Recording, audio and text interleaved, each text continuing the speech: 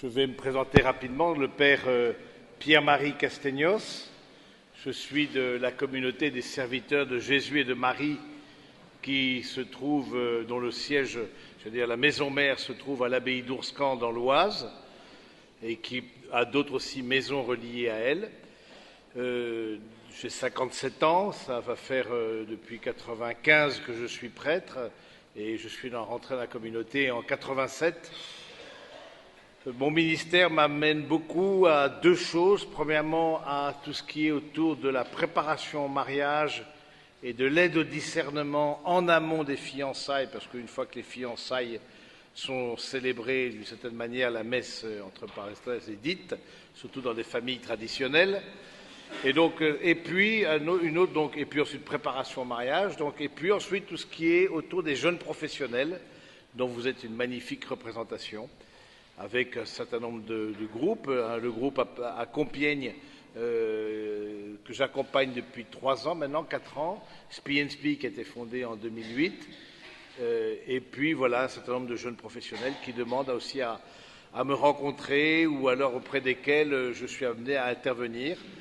Voilà, toujours est-il, c'est une grande joie de pouvoir venir à chaque fois, donc on essaye d'alterner une fois sur 2 un autre témoin, puis une fois sur 2 mois, pour aborder un certain nombre de questions. Et ce soir, la question, ce sera les clés de la prise de décision.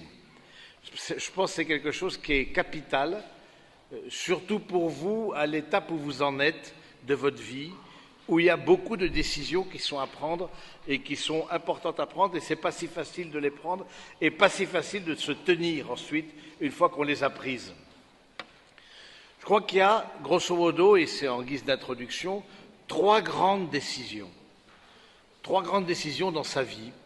Et d'une manière ou d'une autre, les autres décisions que l'on prend sont liées à celle-ci. Il y a le choix de l'état de vie, ce qu'on appelle le choix de l'état de vie, c'est-à-dire à la fois soit l'engagement dans la vie matrimoniale, soit l'engagement dans la vie consacrée, sacerdotale, qui permet, ce choix d'état de vie est important parce qu'il permet aussi d'unifier beaucoup de choses de notre personnalité, tous nos désirs, toutes nos envies de construire des choses sont unifiées par cet état de vie. Ensuite, le choix de la profession et peut-être le choix d'une réorientation professionnelle. La question de la profession, évidemment, n'est pas même mettre sur le même niveau que l'état de vie, évidemment, mais est une question très centrale dans la vie d'une personne.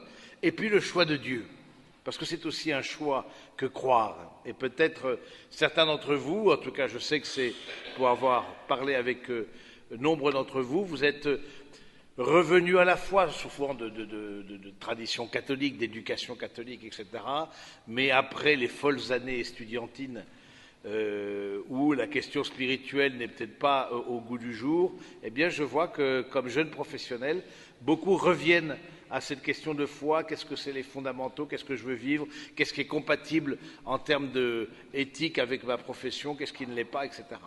Et donc ces 3 choix-là, le choix de l'état de vie, le choix de la profession, le choix de Dieu dans sa vie, ce sont les grands choix que l'on a à poser. Et de là se structure notre existence. Et ça, je pense que c'est important que chacun puisse y réfléchir là où il en est. Dans la prise de décision, évidemment, n'est objet de prise de décision que quelque chose qui est bon. On ne prend pas ou on ne réfléchit pas à prendre la décision d'attaquer la Banque de France, à moins que, évidemment, vous ne partagiez le bulletin avec les frères.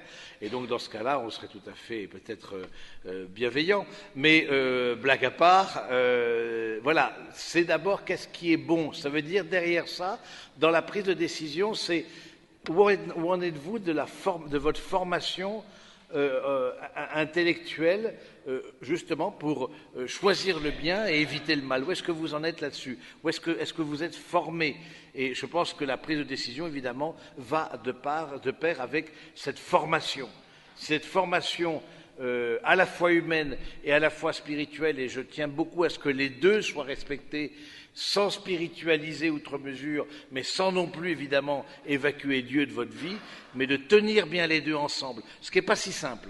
Mais d'abord de vous former. Qu'est-ce qui est bon? Qu'est-ce qu'on appelle les choses bonnes? Ce n'est pas le thème de ce soir, parce que ça demanderait un topo à part entière. Mais en tout cas, ça demande...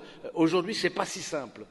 Et quelque part, votre génération, pour laquelle j'ai une très grande affection et une vraie tendresse, votre génération est dans une situation complexe parce que bon nombre de modèles ont sauté, particulièrement au plan familial, ne serait-ce que des lois récentes, mais aussi en termes de choix de vie, en termes de poursuite d'une décision qu'on pensait irrévocable, et on voit que des personnes autour de nous, eh bien, finalement, se désengagent alors que les décisions qu'elles avaient prises, ces personnes, eh bien, étaient présentées pour toujours. Voilà.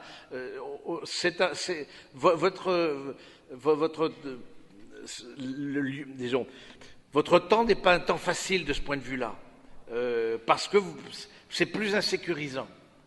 Et on se dit, mais est-ce qu'on fait... Et puis, se rajoute à ça, comme chrétien, le sentiment d'être, et plus qu'un sentiment, l'expérience d'être minoritaire. Même si, pour le moment, le nombre des baptisés, c'est la majorité des Français qui sont baptisés, mais de baptiser à être chrétien, vous voyez tout de suite la différence. Et donc, porteur de certaines valeurs, ben, vous voyez qu'autour de vous, même parmi des personnes qui se prétendent chrétiennes et catholiques, ben, on sent que c'est quelque chose qui est difficile à préserver, à garder, justement qu'on a pris cette décision, entre autres cette décision de la foi, cette décision de se rapprocher du Seigneur, etc. En termes d'introduction encore, c'est le deuxième point de l'introduction, et ça c'est un point qui est important, la prise de décision relève de ce qu'on appelle la vertu de prudence. La vertu de prudence, juste un petit débriefing, qui est une des vertus cardinales. Vous connaissez les trois autres, il y a cardinal comme les 4 points cardinaux, donc avec la justice, la force, la tempérance, qui sont les 3 autres vertus, et la prudence la 4e. Vertu, c'est quoi la définition de vertu? C'est disposition permanente acquise par la répétition des actes. Comment est-ce que je deviens juste? Eh bien, en posant des actes justes. Comment est-ce que je deviens fort d'une force qui me fait tenir dans la difficulté et aller au-devant de quelque chose de difficile? Ben, c'est en posant des actes de force. Comment je deviens prudent? C'est en posant des actes de prudence. Et donc, c'est la répétition des actes. C'est ça la vertu, c'est ce qui nous fait... Et de même, les vertus théologales, que vous connaissez davantage peut-être, foi, espérance, charité, bien sûr, elles sont données par le baptême, mais elles demandent une répétition des actes. On devient un homme de foi, une femme de foi, par la répétition des actes. Donc, du coup,